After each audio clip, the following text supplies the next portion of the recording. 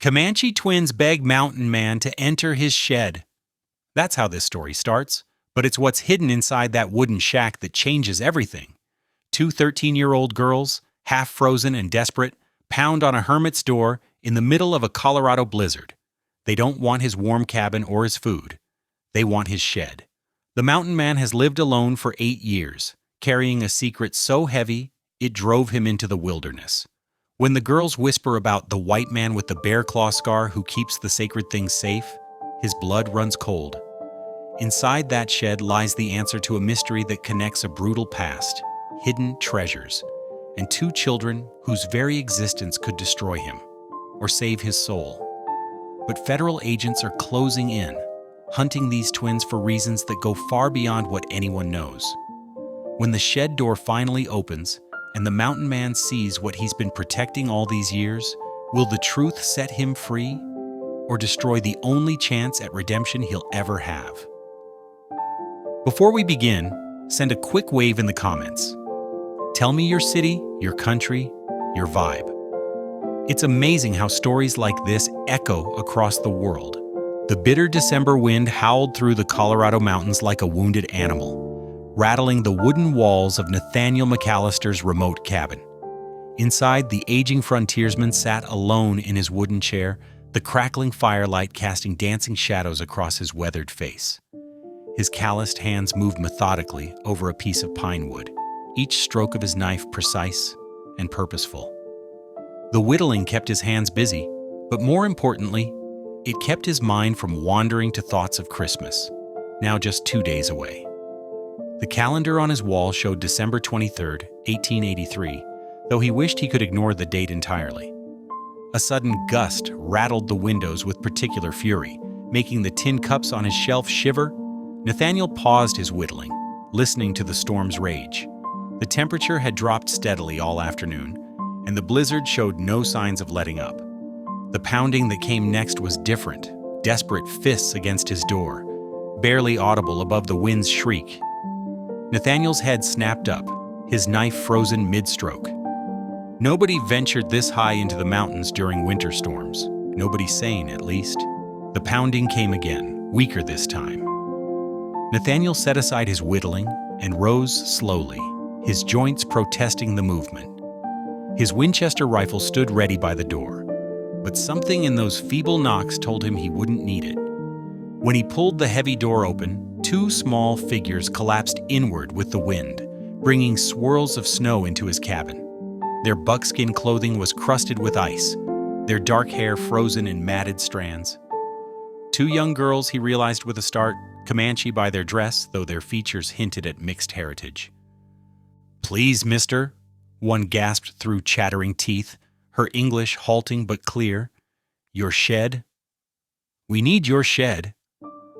Nathaniel's gruff demeanor cracked at the sight of their blue-tinged lips and frost-bitten cheeks. Questions could wait. These children needed warmth first. He helped them to chairs by the fire, wrapping his heaviest wool blankets around their shoulders. Their skin was dangerously cold to the touch. "Here," he said, pouring hot coffee from the pot that always sat near his hearth. "Drink slow now. Don't want to shock your systems." The girls huddled together, identical faces peering out from beneath the blankets as they sipped carefully at the steaming cups. Twins, he realized, about 13 years old. Their eyes darted constantly to his cabin's single window, fear evident in their expressions. As color gradually returned to their cheeks, Nathaniel studied them with growing concern. 3 days, the one who'd spoken earlier volunteered, answering his unasked question. "Running through storm. Indian agents follow." Her sister coughed, then added, "Need shed. Important?" Nathaniel frowned. His shed stood a dozen yards from the cabin, used mainly for storing pelts and trading goods. These girls had nearly frozen to death, yet they weren't asking to stay in his warm cabin. They specifically wanted access to his shed. "Now hold on," he said, his voice gruff but not unkind. "You two didn't struggle through this blizzard just to reach my storage shed. What's this really about?" The girls exchanged a long look, some silent communication passing between them. Finally, the first speaker, her sister had called her Mela, turned back to him, her dark eyes intense. "Our mother," she whispered. "She told us about the white man with the bear claw scar who keeps the sacred things safe." Nathaniel's hand moved unconsciously to his face, fingers tracing the distinctive scar that ran from his left temple to his jaw. 3 parallel lines, like the rake of a bear's claws. The mark that had earned him his name among the Comanche years ago before everything changed, before the raid. The coffee cup in his other hand trembled slightly. These girls couldn't know about that scar, couldn't know what he'd hidden away that terrible night 8 years ago unless...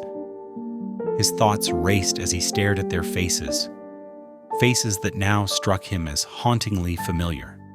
He saw their mother in their high cheekbones, their father in the slight copper tint to their hair. Children he'd thought lost in the chaos of that night, now sitting before his fire, asking about things he'd sworn to protect but never return. The wind continued its assault on his cabin walls, but Nathaniel barely heard it. The past he'd tried so hard to forget had just blown in with the storm, bringing with it memories he'd spent 8 years trying to bury in these mountains. And by the desperate look in these girls' eyes, the story was far from over. The firelight flickered across Nathaniel's scarred face as he stared at the twin girls, his mind reeling from their words. "Your mother?" he said, his voice barely above a whisper. "What was her name?" "White Dove," Mela answered softly. "Daughter of Chief Running Bear?" The coffee cup slipped from Nathaniel's trembling fingers, clattering against the wooden floor. The hot liquid spread across the planks, but he didn't move to clean it. White Dove. He remembered her. How could he ever forget? The memories he'd fought so hard to bury came rushing back like the howling wind outside. 8 years ago, the village burning, screams piercing the night air. He'd been a cavalry scout then, following orders he knew in his heart were wrong. While other soldiers gleefully destroyed everything in sight, he'd made a choice that haunted him ever since. "The sacred bundles," he said, his voice rough with emotion. "The medicine pouches, the ceremonial pipes." His eyes grew distant as he remembered that night. I couldn't let them burn them, couldn't watch them destroy everything. Sala, the quieter twin, leaned forward. "Mother told us stories about you. The scout with the bear claw marks who chose mercy." "She survived?" Nathaniel's voice cracked. All these years, he'd assumed everyone had perished in the raid. "Your mother? She lived?" Mela's eyes filled with tears. "Until last winter, the fever took her, but she made us memorize the way to find you. Said you'd keep the sacred things safe until grandfather could claim them." "Grandfather?" Nathaniel's head spun. "Chief Running Bear lives?" "He searches for us now," Sala explained. "But Indian agents follow us everywhere. We had to run." Nathaniel rose from his chair and paced the small cabin, his boots heavy on the wooden floor. The twins watched him, their eyes reflecting both hope and fear. He stopped at the window, staring out into the swirling snow. His shed stood out there in the darkness, containing secrets he'd protected for 8 years without fully understanding why. "I hid everything I could save," he said, more to himself than the girls. "Wrapped them in oilcloth, buried them under the floorboards." He turned back to face them, tears streaming down his weathered cheeks. "All this time I've been protecting your heritage without even knowing you lived." The twins exchanged glances, their own eyes glistening. "Mother said you would understand," Mela said softly. "Said you carried a weight heavier than the sacred bundles themselves." Nathaniel sank back into his chair, overwhelmed by the magnitude of this connection. These girls, they were living proof that not everything had been destroyed that night. He'd helped burn their village, yet somehow ended up guardian of their most precious treasures. "The shed will have to wait until morning," he said finally, wiping his eyes with a rough sleeve. "Storm's too dangerous now, but there's something else you need to know." He leaned forward, his expression grave. If Indian agents are truly following you, we're all in danger.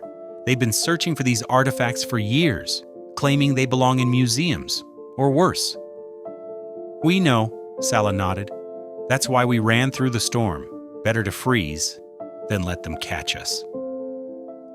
As the night deepened, the twins shared stories of their mother, how she'd kept their culture alive through secret teachings, how she'd never lost faith that their sacred items would return to the tribe. Nathaniel listened, his heart aching with each word. The guilt he'd carried for 8 years transformed into something different. Not gone, but somehow lighter, knowing his one act of mercy had preserved something precious. She forgave you, Mila said suddenly, reading his expression. Mother said the scout with the bear claw scar had a good heart, even if his uniform didn't. Nathaniel couldn't speak for a long moment. The fire crackled in the silence, casting warm light on their faces. These children of a woman whose village he'd helped destroy, yet whose treasures he'd saved. Finally, he cleared his throat. "Get some rest," he said gruffly, but kindly. "Take my bed. I'll keep watch."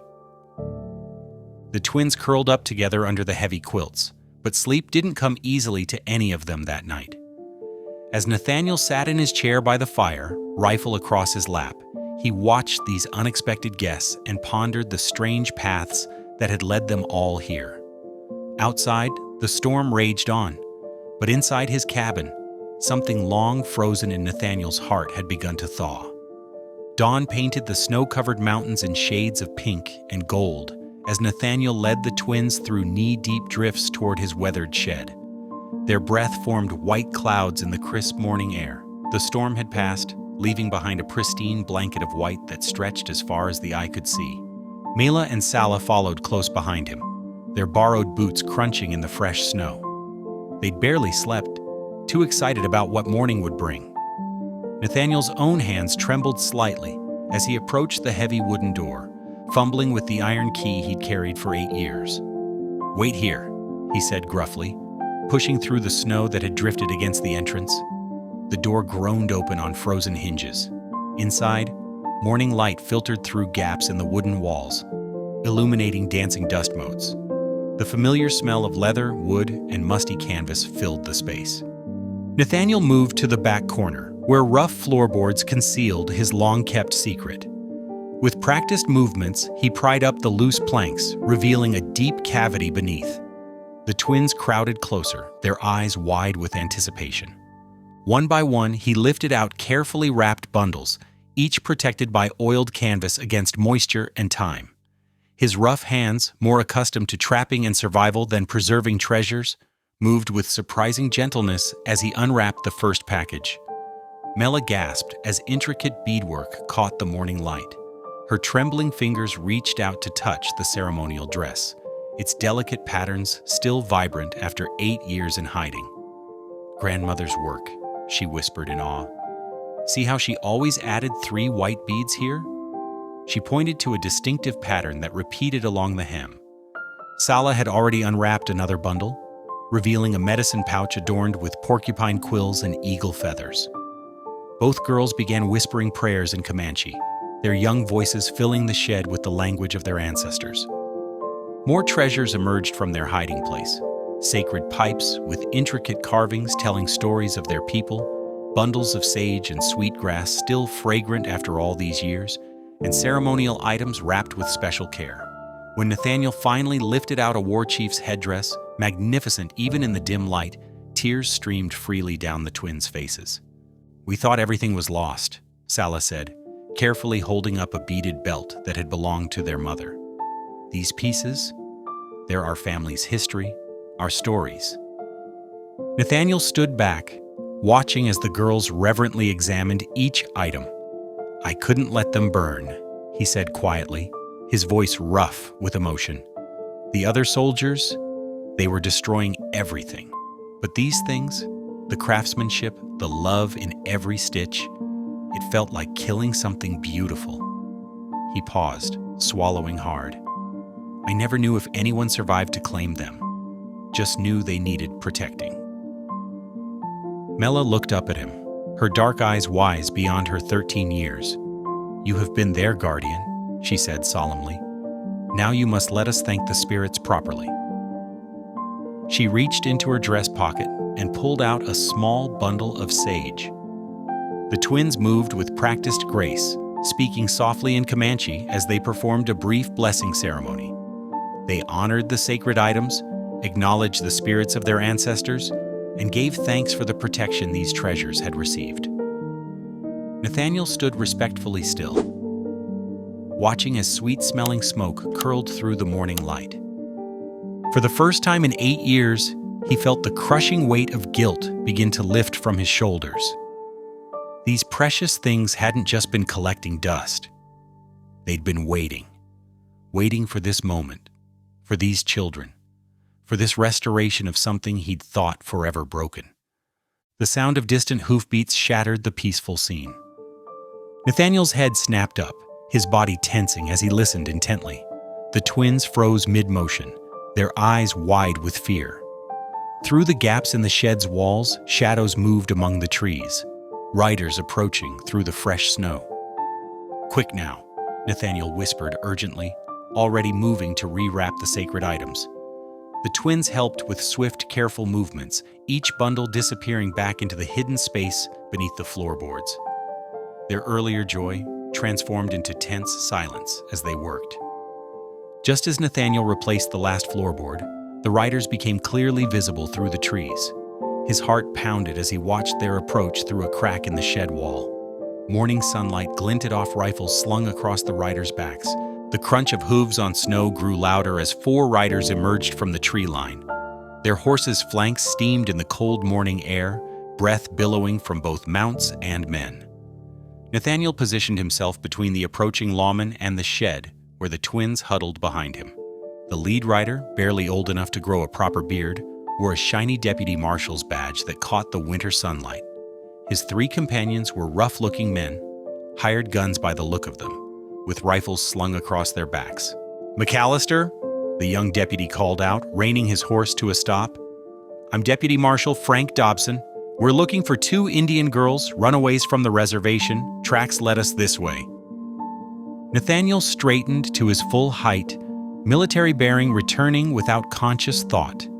"The children are my guests, Deputy. Storm was too dangerous to turn anyone away." Dobson dismounted, boots crunching in the fresh snow as he approached with an official-looking document in hand. "These girls are wards of the government, sir. I have papers here ordering their transport to Carlisle Indian School in Pennsylvania."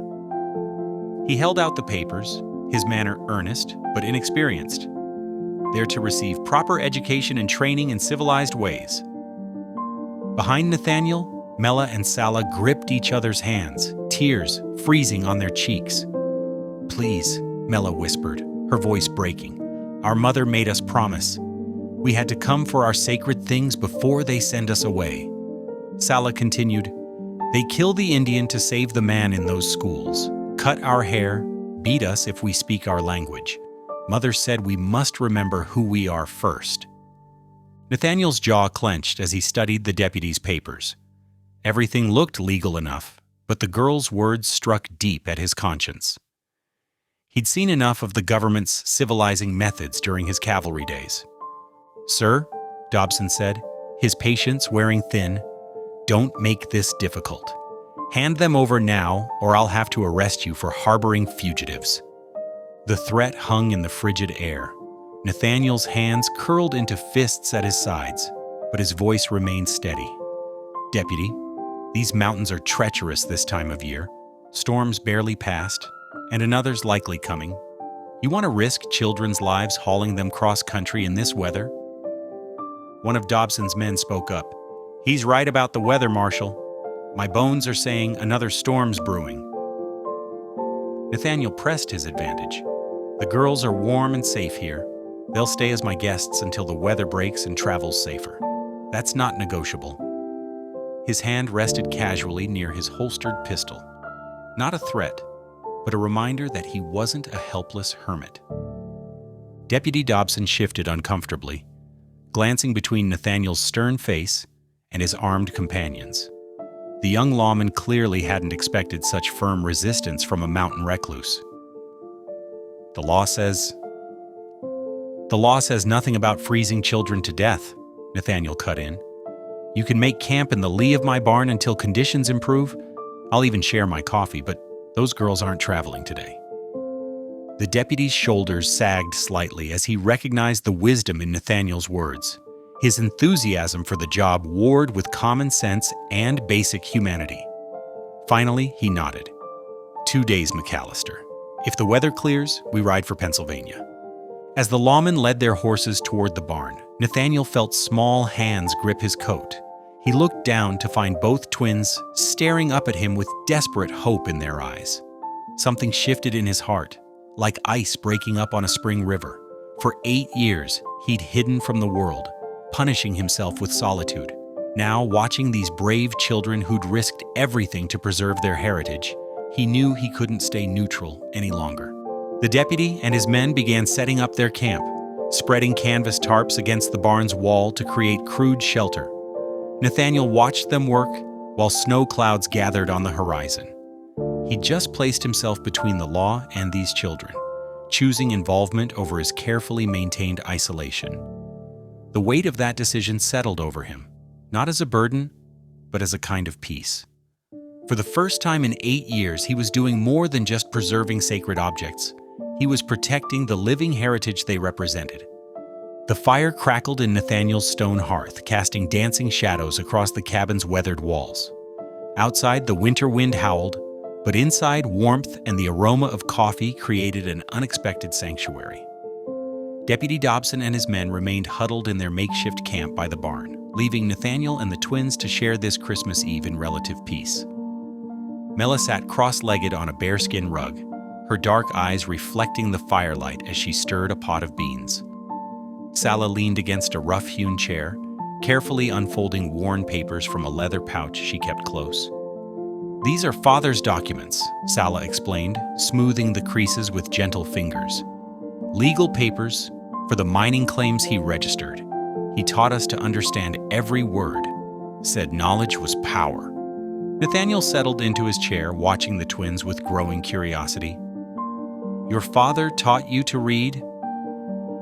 Mela nodded, a proud smile touching her lips. Thomas Brennan was his name. He traded fairly with our people for years before he married Mother. He loved her so much, learned our ways and language. Her voice softened with memory. He taught us everything, reading, writing, numbers. Said we needed to understand both worlds to survive. Mother helped too, Sala added, touching a medallion hanging from her neck. White Dove, daughter of Chief Running Bear. She wanted us to be strong in both cultures. To walk in two worlds, but never forget who we are. The fire popped, sending sparks up the chimney. Nathaniel's throat tightened as he recognized White Dove's name from that terrible night 8 years ago. Your mother? She survived the raid? Yes, Mela said softly.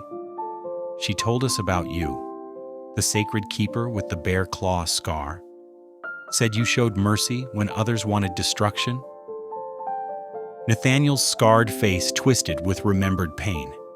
I was a cavalry scout, supposed to help destroy everything, burn it all. His hands trembled as he poured more coffee. But when I saw them burning the sacred items, destroying families' histories, I couldn't bear it. Grabbed what I could in the chaos. Hid them here. Mother knew, Sala said, reaching out to touch his rough hand. She saw you that night, watched you save our treasures. She never spoke of you with anger, only gratitude. Tears welled in Nathaniel's eyes. I've carried the guilt for so long, seeing families torn apart, hearing the screams. His voice broke. I should have done more. You did enough, Mela said firmly. You preserved our heritage when others would have destroyed it. Mother forgave you long ago. We forgive you too. Those simple words, we forgive you, hit Nathaniel like a physical blow. 8 years of self-imposed isolation, of punishing himself with solitude, began to crack under the weight of this unexpected grace. As evening deepened, they shared a simple meal of beans and hardtack. The twins took turns telling stories of their parents, how Thomas and White Dove had built a life bridging two cultures, teaching their daughters to be proud of both their Irish and Comanche heritage. 6 months ago, the fever took them both, Sala explained, her voice heavy with grief. We stayed with distant relatives, hiding our mixed blood. But the Indian agents found us. She gripped her sister's hand. They want to send us away, cut our hair, make us forget everything Mother and Father taught us. That's why we had to come, Mela added. Mother made us promise to retrieve the sacred things before they could send us to those schools. We've heard stories of what happens there. Nathaniel stared into the fire, his weathered face set with growing determination. These children had given him something he never expected to find: forgiveness, understanding, even the beginnings of family. He couldn't let them be torn from their heritage, not after everything they'd survived. As night settled over the mountain, the twins finally drifted to sleep, wrapped in blankets near the hearth. Nathaniel kept watch from his chair, rifle across his knees, listening to the wind and the distant sounds of the deputies' camp. His mind worked through possibilities, planning, searching for a way to help these brave children escape the fate the government had planned for them. He studied their peaceful faces in the dying firelight. Somehow, on this Christmas Eve, his lonely cabin had become a sanctuary for an unlikely family, bound together by sacred trust and unexpected forgiveness. For the first time in 8 years, Nathaniel felt the heavy chains of guilt beginning to fall away, replaced by a fierce determination to protect these children who had given him back his humanity. Christmas morning dawned with softening winds and scattered snowflakes. The storm that had trapped them all was finally breaking. Nathaniel stood at his cabin window, watching the deputies camp through the clearing air when movement caught his eye. Another rider emerged from the swirling snow, leading a tired horse through the drifts. "Reverend Hartwell?" Nathaniel muttered, recognizing the familiar black coat and silver hair of the circuit preacher. The aging minister guided his mount carefully through the deep snow, his saddlebags heavy with what were likely Christmas provisions for his isolated parishioners. The twins stirred from their blankets near the hearth as Nathaniel opened the door. Reverend Hartwell stamped snow from his boots and entered, bringing a blast of cold air with him. "Merry Christmas, Nathaniel," the Reverend said warmly, though his keen eyes took in the scene with obvious concern. The two Indian girls, the deputy's camp visible through the window, Nathaniel's rifle propped by the door. "I see I'm not your only visitor this morning." "Much obliged for stopping by, Reverend," Nathaniel replied carefully. "Coffee's hot if you'd like some." The minister nodded, removing his snow-crusted coat. "I would indeed, and perhaps we might have a private word?" He glanced meaningfully at the twins. Nathaniel led the Reverend to the far corner of the cabin, where they could speak quietly, while Mela and Sala busied themselves with breakfast preparations. "I've been following signs of trouble across the territory," Reverend Hartwell said in low tones, warming his hands around the tin coffee cup.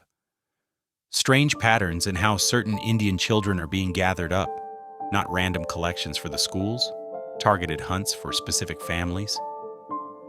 Nathaniel's jaw tightened. "What kind of trouble?" "These two girls," the Reverend gestured subtly toward the twins. "They wouldn't happen to be Thomas Brennan's daughters, would they? You know about them?" "I know their father registered valuable mining claims near Denver before he died, claims that legally passed to his daughters." The Reverend's weathered face grew grave. "Claims that certain unscrupulous mining interests would very much like to acquire." Understanding dawned in Nathaniel's eyes. They're not just collecting children for school. Number. They want these girls declared legally incompetent as both minors and Indians. Once that happens, their guardian, the government, can dispose of their property rights however it sees fit. The Reverend sipped his coffee. Deputy Dobson out there probably doesn't even know he's part of it, just following orders, thinking he's doing right by 2 Indian children. Nathaniel glanced at the twins, who were carefully dividing the last of their hardtack. They have their father's papers, legal documents, which won't mean anything if they're declared incompetent. The Reverend set down his cup. But I might be able to help. I've built connections over the years, honest lawyers in Denver who've helped other Indian families navigate similar challenges, people who believe in justice more than profit. A commotion outside drew their attention. Deputy Dobson was striding toward the cabin, his patience clearly wearing thin. "McAllister," he called through the door. "Storm's breaking. We're moving out with the girls before noon, weather permits or not." "The weather don't permit and you know it," Nathaniel shouted back. "Still dangerous out there." "That's not your decision to make." The deputy's voice held growing frustration. "Don't make this harder than it needs to be." After the deputy's footsteps crunched away in the snow, Reverend Hartwell spoke quietly. "We don't have much time. Once they get those girls to Denver, the machinery of corruption will move quickly." Nathaniel studied the old minister's face. "What exactly are you proposing, Reverend?"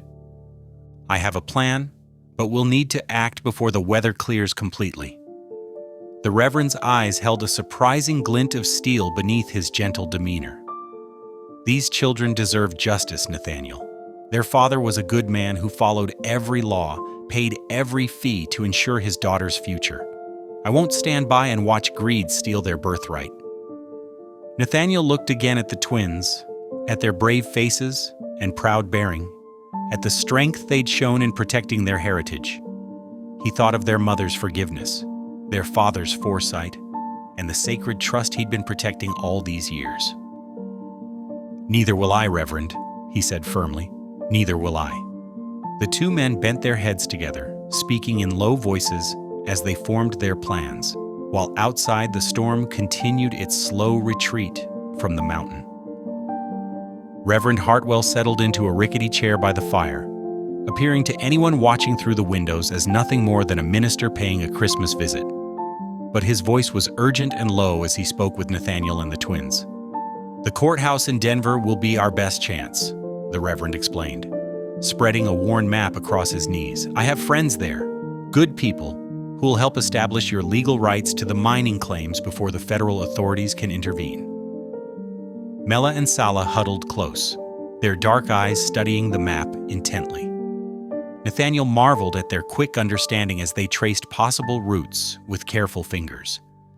"Here," Sala whispered, pointing to a thin line marking a lesser-known trail.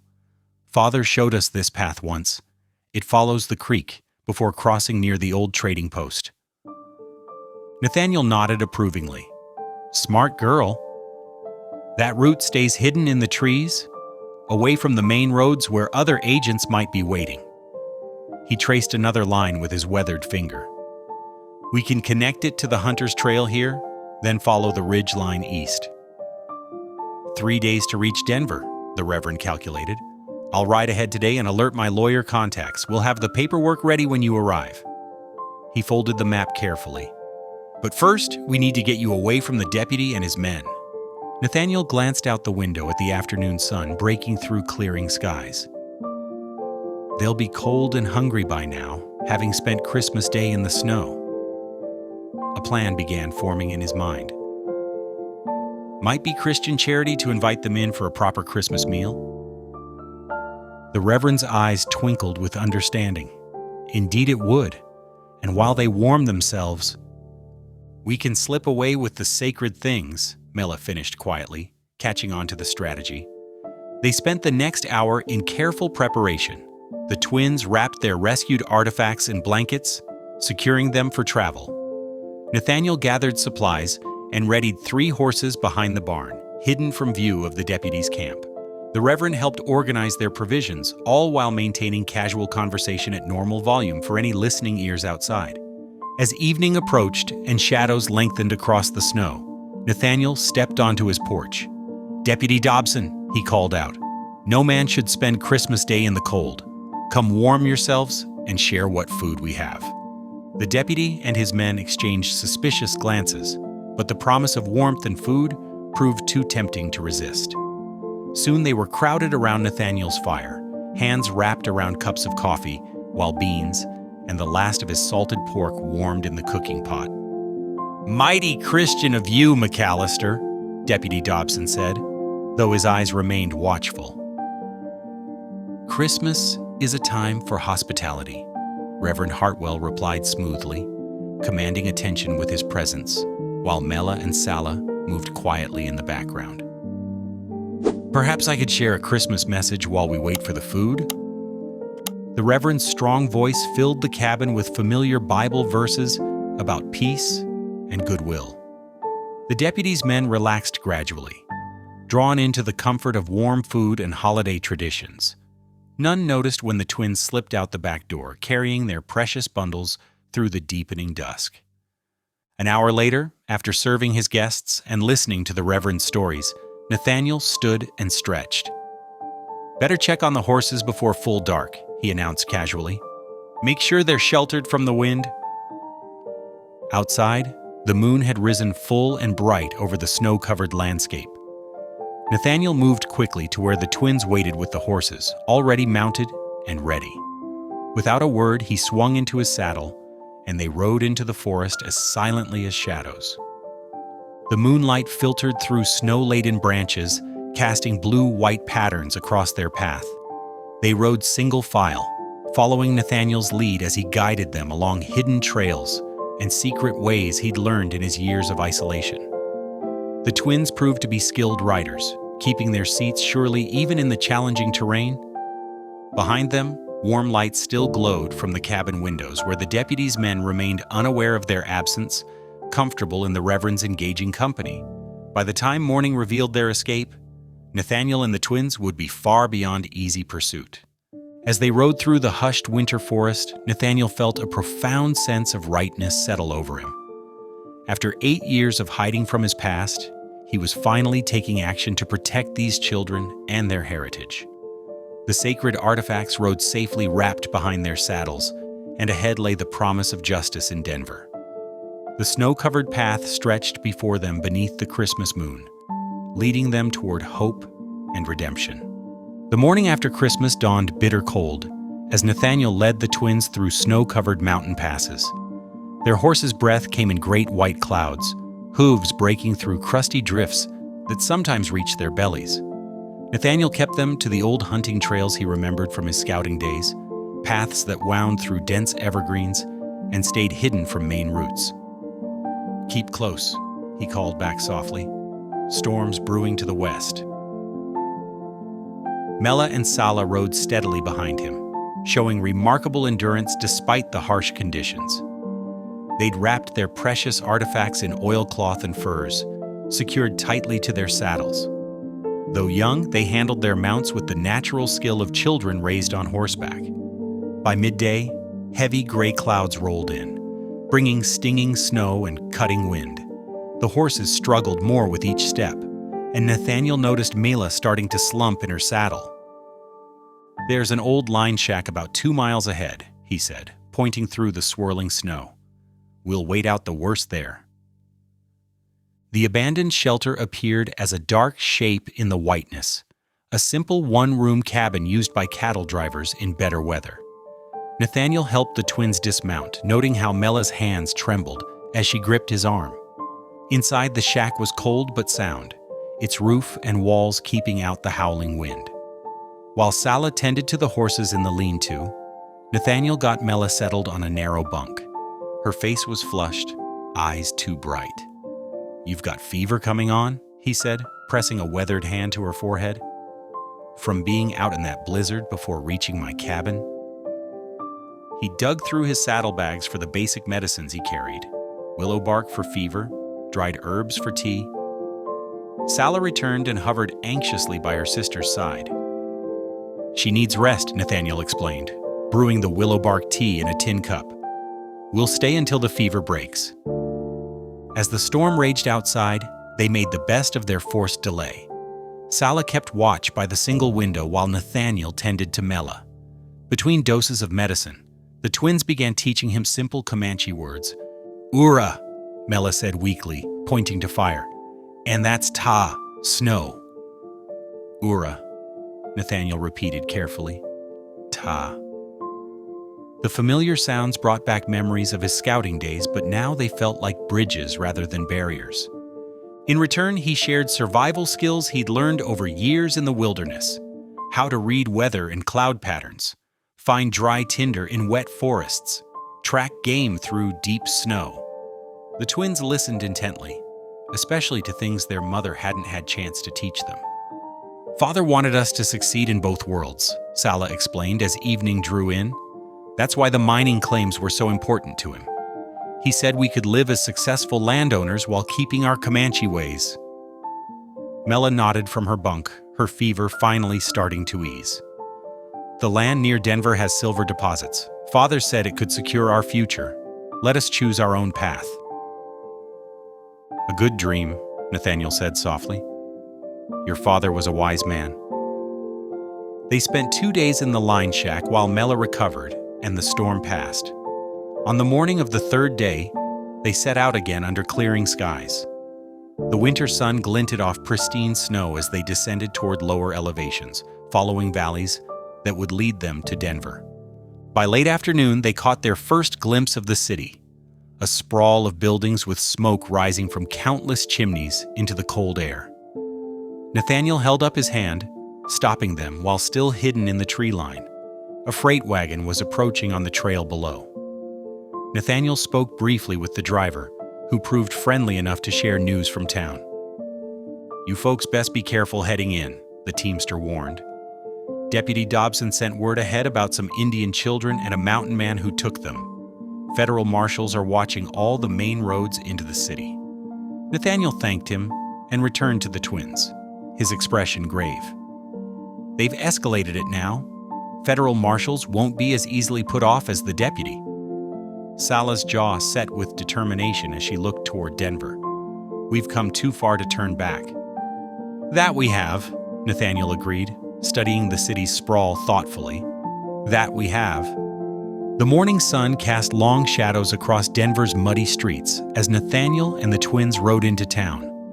Wooden buildings lined the thoroughfare, their fresh-cut lumber still golden against the winter sky. The sounds of civilization surrounded them. Wagon wheels creaking, shop doors banging, and the constant buzz of human voices. Mela and Sala sat straight in their saddles despite their exhaustion, taking in the bustling frontier town with wide eyes. Nathaniel led them carefully through the crowded streets, staying alert for any sign of federal marshals. The courthouse rose before them, a proud two-story structure with white painted columns. On its steps stood Reverend Hartwell, speaking with a distinguished-looking gentleman in a black wool coat. The Reverend waved them over, his weathered face creasing with relief. Thank the Lord you made it safely, Reverend Hartwell said, helping the twins dismount. This is Attorney Samuel Richardson. He specializes in territorial land rights.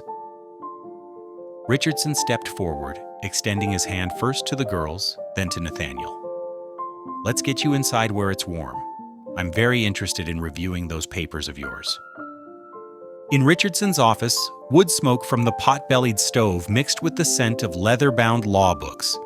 The twins carefully spread out their father's documents on his desk.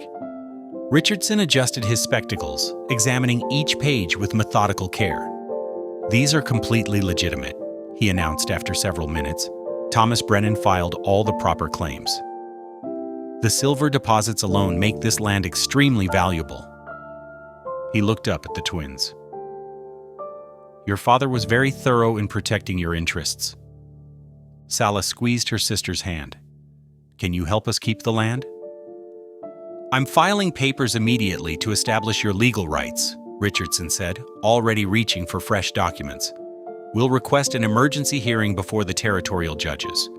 With these deeds and your father's clear intent, we have an excellent case. For the next several hours, Richardson worked steadily, his pen scratching across official papers, while Reverend Hartwell made arrangements for proper clothes for the twins. Nathaniel kept watch by the window, but no federal agents appeared. "There," Richardson said finally, sanding the last signature. "The initial protections are in place. We'll have a formal hearing tomorrow to make everything official." The twins' eyes shone with hope. Mela touched the papers reverently. "We can keep our land and stay together?" "And honor both sides of your heritage, just as your father wished," Richardson assured them. "Once the territorial judges confirm your rights, not even federal agents can take this from you." Reverend Hartwell returned with a seamstress who measured the twins for proper dresses. The girls stood still during the fitting, but their excitement showed in their bright smiles and whispered Comanche words to each other. Nathaniel watched from his corner, a deep satisfaction settling in his chest. 8 years of guilt began to lift as he saw the twins' future taking shape, free, wealthy, and able to bridge both their worlds. As evening approached, Richardson gathered the precious documents into his safe. "I've arranged rooms for you at the hotel," he said. "Get a good night's rest. Tomorrow morning, we'll make everything official." The town's small hotel was modest but clean, with real beds and fresh linens. The twins nearly cried at the sight of the soft mattresses after months of hard ground and borrowed blankets. "Sleep well," Nathaniel told them, his gruff voice gentler than usual. "You're safe now." In his own room, Nathaniel sat in a chair by the window, watching the street below. For the first time in 8 years, something like peace settled over him. He had helped right an old wrong. The sacred items were returning to their rightful owners. The twins would have the future their parents dreamed of. Richardson's words echoed in his mind. By tomorrow's hearing, all legal protections will be in place. They'll be beyond the reach of corrupt federal agents. Nathaniel finally allowed himself to relax, listening to the quiet sounds of the sleeping hotel. Tomorrow would make everything official. Tomorrow would seal the twins' victory. Tomorrow would complete his redemption. The night settled deep over Denver as hope filled the rooms where an unlikely family rested. 2 young girls on the verge of securing their heritage, and the reformed soldier who had helped make it possible.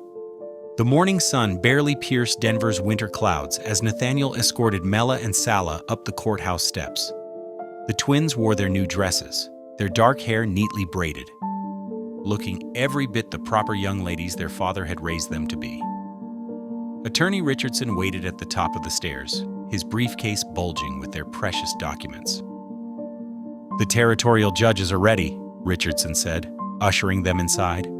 "Everything is in order." The courthouse hallway echoed with their footsteps on polished wood. Reverend Hartwell joined them, his Bible tucked under one arm, offering an encouraging smile to the nervous girls. But before they could enter the courtroom, heavy boots thundered through the front doors.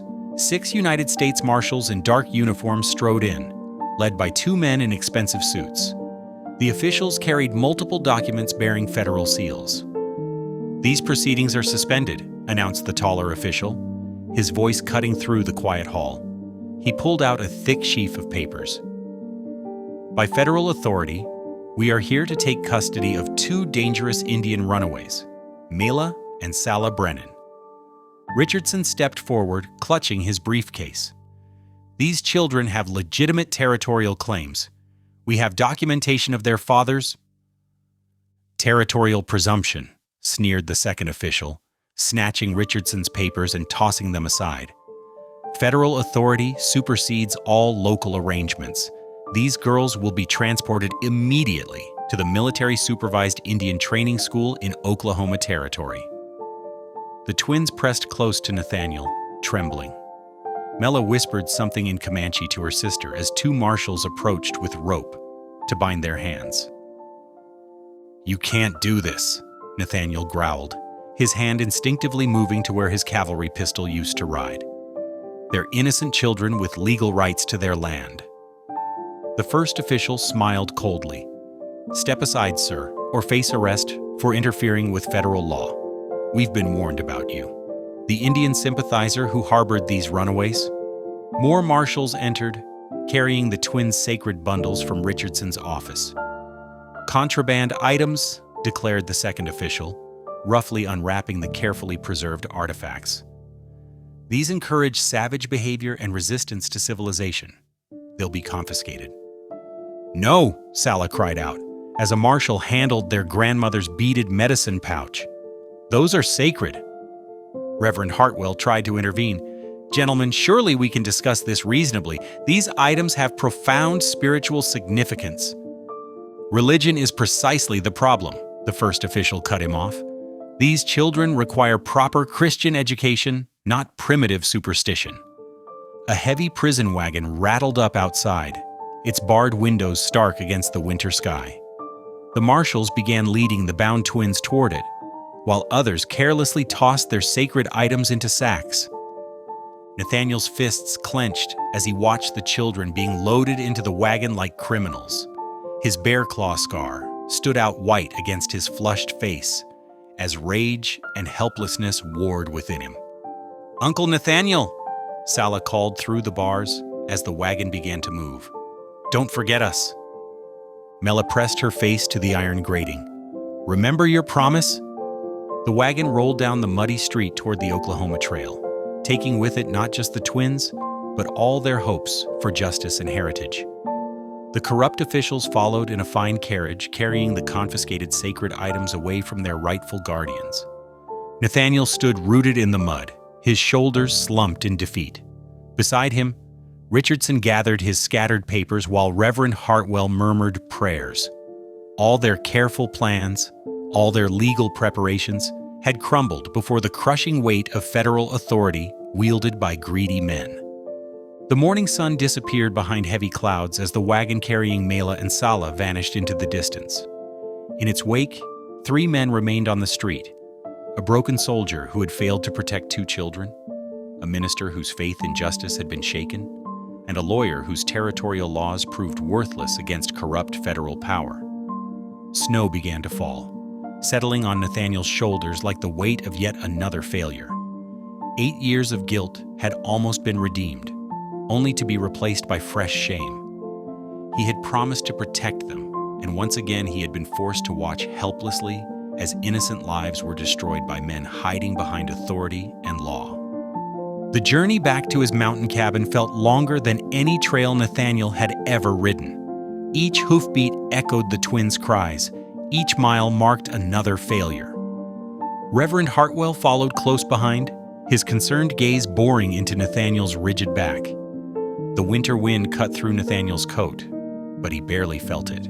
The cold inside him ran deeper than any mountain chill. 8 years ago, he had watched helplessly as soldiers destroyed a Comanche village. Now he had stood frozen while corrupt officials dragged away 2 innocent children. The weight of both failures pressed down on his shoulders like a mountain of stone. "Brother McAllister," Reverend Hartwell called out as they approached the cabin, "the Lord works in mysterious ways. Perhaps this is not the end?" "Save your sermons," Nathaniel growled, dismounting stiffly. His boots crunched in the trampled snow around Deputy Dobson's abandoned campsite. Empty coffee tins and scattered ashes told the story of the young lawman's vigil. Even good men like Dobson were just pawns in their game. Inside the cabin, everything looked exactly as they had left it. Cups still unwashed by the hearth, blankets where the twins had slept. But the warmth was gone, replaced by a hollow emptiness that echoed in Nathaniel's chest. The Reverend didn't give up easily. He pulled out his worn Bible, pages marked with strips of cloth. "Listen to these words of hope, brother.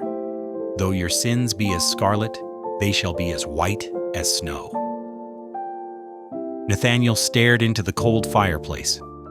What about their sins? The men who steal children and sacred things, who twist the law to serve greed? He turned to face the minister, his bear claw scar livid against his pale face. "Where's their judgment?" "The Lord sees all." "I saw too," Nathaniel cut him off. 8 years ago and again today. Seeing isn't enough. Action is what matters, and I failed. Twice. For 2 days, Nathaniel barely moved from his chair. He refused food, speaking only to decline the Reverend's attempts at comfort. His gaze kept drifting to the shed visible through his window. The empty shed that had held sacred treasures for 8 years, waiting for the right moment that had turned so terribly wrong. Reverend Hartwell read more passages, speaking of redemption and second chances, of divine justice and eternal hope. But his words fell on deaf ears. Nathaniel had lost his faith in justice, human or divine. The brief taste of family and purpose he had experienced with the twins now felt like a cruel joke. On December 30th, the Reverend finally prepared to leave, his circuit duties calling. "I'll investigate every legal avenue," he promised, mounting his horse. "The territorial courts may yet—" "They're beyond our reach now," Nathaniel said flatly. "Go tend your flock, Reverend. Leave me to my solitude." After the minister's departure, Nathaniel methodically erased all traces of his visitors. He packed away the extra cups, folded the borrowed blankets, swept the floor clean of small footprints. With each action, he rebuilt the walls around his heart that the twins had somehow breached. The evening of December 31st found him alone in his chair, a bottle of whiskey untouched on the table beside him. Outside, coyotes called to each other across the snowy peaks, their cries as lonely as his thoughts. The year 1883 was dying, and with it, his last hope of redemption. He stared at the calendar nail where he had once marked the days. There would be no more counting now, no more waiting for purpose or connection. The hermit's path stretched before him again, empty of all but solitude and regret. The twins' faces haunted him, their trust, their forgiveness, their desperate calls as the prison wagon rolled away. He had promised to protect them, to help preserve their heritage, to be the uncle they had named him. All promises turned to ashes, just like the village he had helped destroy 8 years before. The new year approached, but Nathaniel felt no anticipation, no hope for change or redemption. He was certain he would never see Mela and Sala again. Their brief presence in his life had been like a lantern flaring in the darkness, only to be snuffed out, leaving the night darker than before. He reached for the whiskey bottle, then let his hand fall away. He didn't deserve even the comfort of numbness. This pain, this failure, it was his burden to bear, awake and aware, through whatever lonely years stretched ahead. The afternoon sun cast long shadows across the snow when Nathaniel heard the approaching hoofbeats. His hand instinctively reached for his rifle, but something in the steady rhythm made him pause. These weren't the hurried sounds of federal agents or desperate fugitives. Through his frosted window, he watched 5 riders emerge from the tree line. Their horses moved with careful precision through the deep snow, steam rising from their flanks in the cold air. The riders wore traditional Comanche dress, their blankets and braids adorned with intricate beadwork that caught the winter light. At their head rode an elderly man whose bearing commanded immediate respect. Despite the bitter cold, he sat straight-backed on his paint horse, his face weathered but dignified beneath a chief's feathered headdress. The sight stirred something deep in Nathaniel's memory. A face from 8 years ago, glimpsed briefly during the chaos of the raid. The riders stopped at a respectful distance from the cabin. The chief raised his hand in greeting, then spoke in clear English. "I seek Nathaniel McAllister, the one they call the Sacred Keeper." Nathaniel's throat tightened. He stepped onto his porch, rifle lowered. "I'm McAllister." "I am Chief Running Bear." The old man's voice carried authority without threat. "Grandfather to Mela and Sala." The words hit Nathaniel like a physical blow. Running Bear had been presumed dead after the raid, his body never found among the victims. Yet here he sat, very much alive, his eyes holding both wisdom and determination. "Please," Nathaniel managed, "come inside out of the cold." The chief dismounted with surprising agility for his age, instructing his warriors to tend the horses. Inside the cabin, Running Bear moved with deliberate grace, settling near the fire, as if he had expected this meeting for years.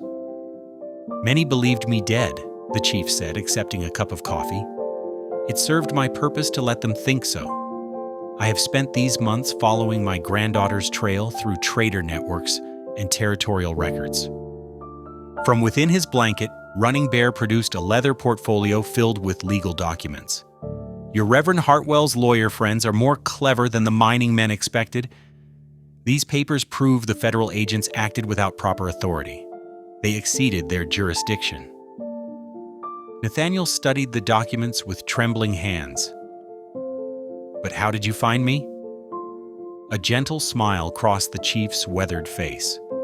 My daughter, White Dove, spoke often of the sacred keeper before she died, the one with the bear claw scar who preserved our heritage when others would destroy it. She forgave you long ago for your part in the raid, knowing you chose mercy over destruction. Tears blurred Nathaniel's vision. I don't deserve forgiveness. I failed to protect your granddaughters. You sheltered them, defended them, tried to help them claim their rightful inheritance. Running Bear's voice held no accusation. Our family considers you a protector, not an enemy. Now I offer you the chance to complete your mission of redemption. The chief laid out his plan. His warriors had located the government school in Oklahoma Territory where the twins were being held. With the legal documents proving federal overreach, they could demand the children's release, but they needed a guide who knew the territory and could navigate the complex world between native and white authority. Will you help us bring my granddaughters home? Running Bear asked. Nathaniel looked into the chief's eyes and saw not judgment for past sins, but hope for future redemption. Here was a chance to make right both failures, the raid 8 years ago and the recent loss of the twins, not through isolation and guilt, but through direct action. Yes, Nathaniel said firmly. I'll guide you to them. Running Bear nodded with satisfaction, extending his hand in the white man's gesture of agreement. As Nathaniel clasped it, he felt the weight of years of guilt beginning to lift. The chief's warriors entered the cabin, gathering around the fire as their leaders spoke of routes and preparations. Watching these proud, capable men warming themselves at his hearth, Nathaniel realized that redemption rarely comes in expected forms. Sometimes it arrives on horseback through the snow, carrying both legal papers and ancient wisdom, offering not just forgiveness, but a chance to become the protector he had failed to be before. The winter dawn painted the sky in shades of steel gray as Nathaniel led the rescue party southward. Chief Running Bear rode beside him, their horses' breath forming clouds in the frigid air.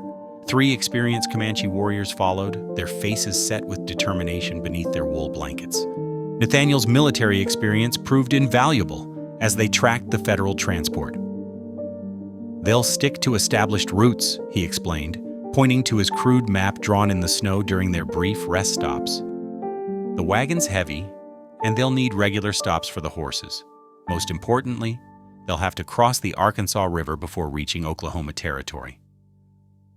Running Bear nodded, his weathered face showing complete trust in Nathaniel's guidance. How many days to intercept them? 3 if we push hard, Nathaniel replied, studying the terrain ahead. They're slowed by the wagon. We can catch them at Wilson's Crossing. The group rode hard through the bitter cold, stopping only when necessary to rest their horses. During these brief breaks, Nathaniel observed the quiet efficiency of his Comanche companions. They moved with the precision of experienced warriors, yet there was no bloodthirst in their manner, only the focused determination of family men seeking to rescue their own. On January 5th, just as the morning sun crested the eastern horizon, they spotted smoke from a campfire near Wilson's Crossing. Nathaniel and Running Bear crawled to the edge of a ridge, peering down at the federal camp below. The prison wagon sat near the riverbank, its barred windows a stark reminder of their mission. 2 armed guards stood watch while others prepared breakfast. Through his field glasses, Nathaniel could see Mela and Sala huddled together near the wagon, their faces brave despite their circumstances. His heart clenched at the sight of handcuffs on their small wrists. We have advantage of surprise, Running Bear whispered, but I prefer to avoid bloodshed if possible. Agreed, Nathaniel nodded. Let's try law before force. They mounted their horses and rode openly into the camp, Running Bear carrying a white flag of parley. The federal agents scrambled for their weapons, but Nathaniel's commanding voice rang out, "Stand down. We come with legal authority." The lead agent, a hard-faced man named Curtis, stepped forward with his hand on his pistol. "This is a federal transport. Interfere, and you'll all face charges." Running Bear dismounted with dignity, holding out the leather portfolio. "We have documents proving you act without proper authority. These children have legal representation and recognized property rights." Curtis sneered, but before he could respond, hoofbeats announced new arrivals.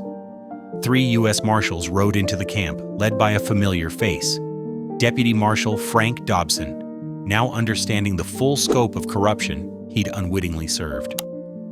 "Stand down, Curtis," Dobson ordered. "Reverend Hartwell sent us evidence of your mining company connections. This transport was never authorized through proper channels."